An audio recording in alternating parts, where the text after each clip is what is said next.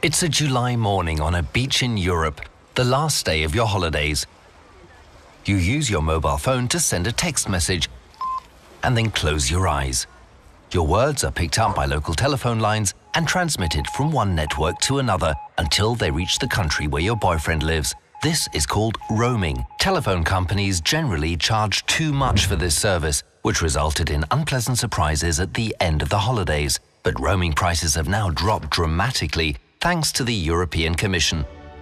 The Commission is a group of politicians, men and women, who meet every Wednesday in Brussels.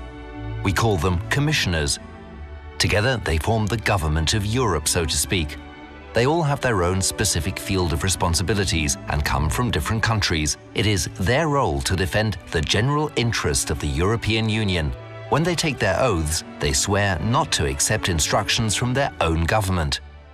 Each commissioner expresses an opinion on all subjects and contributes to all decisions. It is often said that the Commission is the driving force of the European Union. Its main role is to take the initiative in proposing EU legislation. For instance, the College of Commissioners was the first to conceive of the possibility of reducing roaming tariffs in Europe. This proposal was then examined and adopted by the other European institutions. You benefit from that initiative a few years later, lying on your deck chair. To end your holidays, you stroll along the water's edge for a while. You still do not know it, but it is the European Commission which makes sure that the water lapping at your feet is not polluted. The quality of bathing water is enshrined in EU law, and if the member states refuse to take the necessary measures to ensure the cleanliness of their shore, the Commission may penalise them in its role as guardian of the treaties. A few hours later, you arrive at the railway station. You will very soon be with your boyfriend. And once again, strange as it may sound, this is partly thanks to the European Commission.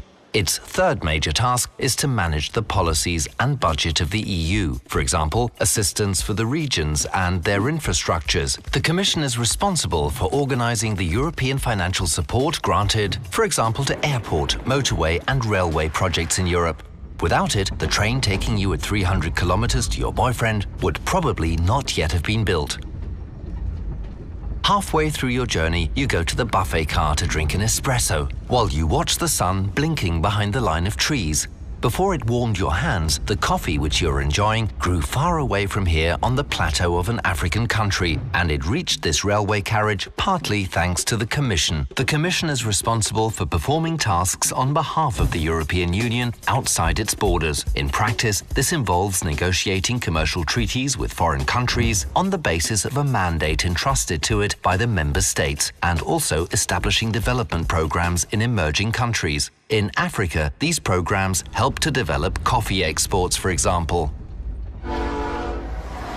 Right of initiative, guardian of the treaties, policy implementation and international dimension. In one day, from the beach to the arms of your boyfriend, the work of the European Commission has made your reunion easier.